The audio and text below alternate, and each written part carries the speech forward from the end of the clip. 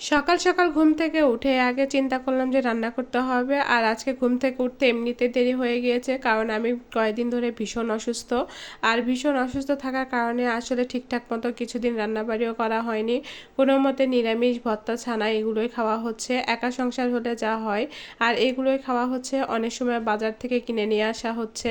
আর আপনার ভাইয়া কিনে নিয়ে এসে এরকম করে খাওয়া হচ্ছে রাত্রেবেলা। তো যাই হোক, আজকে মনে হলো শরীরটা একটু ভালো লাগছে, তো চিন্তা করলাম যে কি রান্না করব। তো ঘরের মধ্যে হচ্ছে এদিকে দেখি যে কচু আছে, কচু ভাজি আমার ভালোই লাগে। কার কার কচু ভাজি ভালো লাগে অবশ্যই কমেন্ট করে জানাবেন। আর এই কচুটা আমাদের এখানে কিনতে পাওয়া যায়, অনেকেরই কিন্তু গাছ আছে। আমার মায়ের বাসায় দেখি যে এটা একদমই আমার মায়েরা খেতেই চায় না, তারপরেও কিন্তু আমরা এখানে কিনে নিয়ে এসে খাই। তো যাই হোক, আমাদের একদম শহরে বাসা, এই কারণে কিন্তু আমরা এই জিনিসগুলো পছন্দ করি, বেশি পাই না, এই জন্য হয়তো বা আমাদের কাছে এত ভালো লাগে। তো যাই হোক, এই জিনিসটা ভাজি করব, মানে এই কচুটা ভাজি করব, লম্বা কচু বলি আমরা এটা। আর এদিকে পেঁয়াজ টিয়াজ সব কিছু রেডি করে নিচ্ছিলাম, সব কিছু আগে রেডি করা থাকলে রান্না করতে বেশি দেরি হয় না। আর এদিকে কিন্তু একটা ভাবি হচ্ছে বাঙ্গি মাখিয়েছে, বাঙ্গি মাখা আমার তেমন একটা ভালো লাগে না। তারপরেও জ্বর সর্দির মধ্যে মিষ্টি একটু অ্যাভয়েড করতে চলছি, কারণ এত মোটা হয়ে গিয়েছি যে মিষ্টিটা আমার আর ভালো লাগছিল না।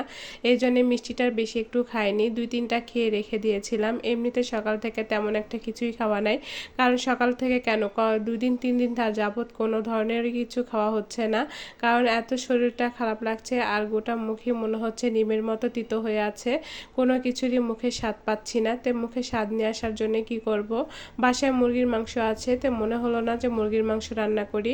তো চিন্তা করলাম বেশি করে একটু হচ্ছে কচু ভাজি করি, আর হচ্ছে সাথে হচ্ছে গরুর মাংস রান্না করব। আর গরুর মাংস ভিজিয়ে রেখেছিলাম অনেকক্ষণ, কিন্তু গরুর মাংস সামনেই কুরবানি আছে, তো যে ফ্রিজটাও ফাঁকা করতে হবে। তো চিন্তা করলাম গরুর মাংস টুকাই রান্না করি। আর গরুর মাংস রান্না করলে কিন্তু আমারও ভালো লাগে, আর আমার ছেলেরও কিন্তু খুবই পছন্দ। এটা যত গরম করবেন ততই কিন্তু ভালো লাগে।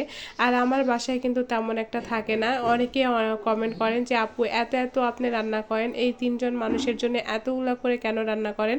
তো বিশ্বাস করেন, আসলেই কিন্তু আমরা 3জন মানুষ, তারপরেও কিন্তু আমি কম রান্না করতে পারি না। চিন্তা করি যে একটু বেশি করেই রান্না করি, 2 দিন হবে, পরের দিনে দেখা যায় যে আর হয় না, পরের দিন আমার আবারও রান্না করতে হয়। তো যাই হোক, আজকে যা হয় হবে।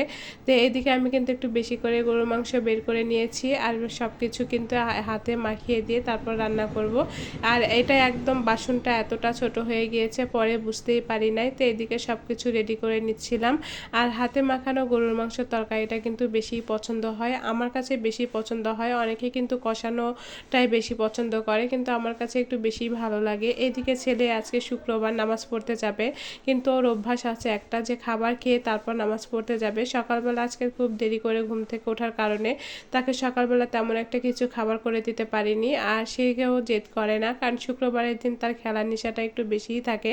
তো এই জন্যে কিন্তু সে শুক্রবারের দিন কোনো খাবারের নেশা করে না যে আমাকে এটা বানিয়ে দাও বা ওইটা বানিয়ে দাও। তো যাই হোক, আমিও তো সকালে তেমন একটা খাই না, এই কারণে সকালে খাবারও বানানো হয়নি। তো তাড়াহুড়া করছিলাম, আর এদিকে ভাতও চড়িয়ে দিয়েছিলাম যাতে ভাত তরকারি একসাথে হয়। একদিকে ভাত দিয়েছিলাম, একদিকে ভাজি দিয়েছিলাম, আর একদিকে কিন্তু তরকারি সব কিছু রেডি করে নিয়েছিলাম। এদিকে আমার মাংসটাও হয়ে গিয়েছে, আর মাংসটা এরকমই রান্না করব, খুব একটা ঝোল রাখলে কিন্তু ভালো লাগে না। তো যাই হোক, আজকে কিন্তু এ পর্যন্তই। আর আমার তরকারি রান্নাটা কেমন হয়েছে অবশ্যই কমেন্টে জানাবেন। আর সবাই ভালো থাকবেন, সুস্থ থাকবেন, আল্লাহ হাফেজ।